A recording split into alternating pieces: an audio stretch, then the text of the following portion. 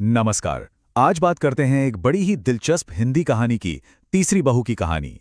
चलिए इसके पीछे छिपे गहरे सबक को समझते हैं। तो ये जो सवाल है ना, यही विमला निवास के घर की कहानी का पूरा सार है। ये एक हिंदी नैतिक कहानी है और चलिए देखते हैं कि ये कहानी हमें असल में सिखाती क्या है। तो कहानी की शुरुआत होती है घर के अंदर ही चल रहे एक बहुत बड़े टकराव से। देखिए, एक तरफ तो है विमला जी, जो सुबह से लेकर शाम तक मतलब घर का सारा काम संभालती हैं, और दूसरी तरफ हैं उनकी दो बहुएं, शिल्पा और दीपा, जिन्हें बस आराम की जिंदगी चाहिए। अब भाई, अपनी जिम्मेदारियों से बचने के लिए शिल्पा और दीपा ने कमाल की बड़ी ही चालाक तरकीब निकाल रखी थी। मगर हुआ ये कि उनकी ये तरकीब कुछ ज्यादा ही कामयाब हो गई।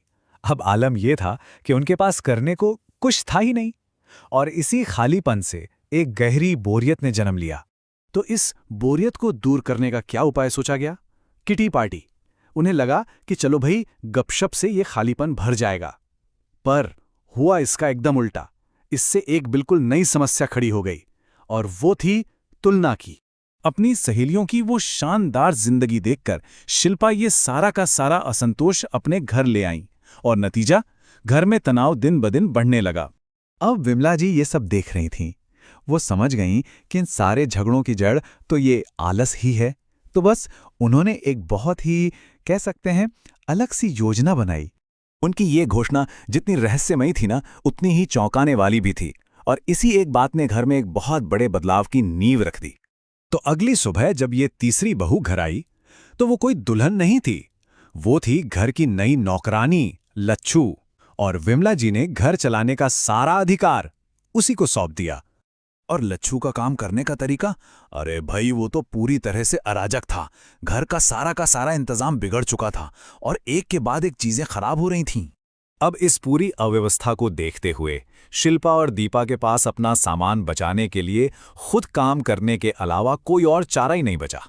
मतलब विमला जी की योजना का पहला हिस्सा कामयाब हो रहा था। लेकिन सुनिए, घर में जो ये हंगामा मचा था, ये तो बस एक शुरुआत थी। कहानी का जो असली मोड़ था ना, वो तो विमला निवास के बाहर आने वाला था।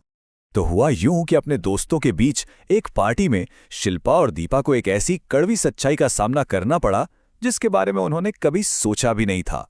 श्रीमती अग्रवाल ने सबके सामने उन्हें काम की नाकाज की, दुश्मन अनाज की कहकर बुरी तरह अपमानित किया, और बिना किसी मकसद के जिंदगी जीने का ताना भी मारा।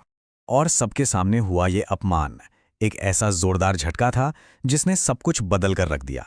इस अपमान ने शिल्पा और दीपा को उस जिंदगी की सच्चाई से रूबरू करा दिया जिसे वो अब तक जी रही थी, या यूं कहें कि बस काट रही थी। इस बार वे विमला जी के पास कोई शिकायत लेकर नहीं आई, बल्कि एक नए मकसद की चाहत लेकर लौटी। एक तरफ दीपा ऑफिस में काम करना चाहती थी, तो दूसरी तरफ शिल्पा ने कहा कि वो घर को अच्छे से संभालना चाहती है। और उनकी ये पूरी यात्रा एक बहुत पुरानी कहावत को सच साबित करती है।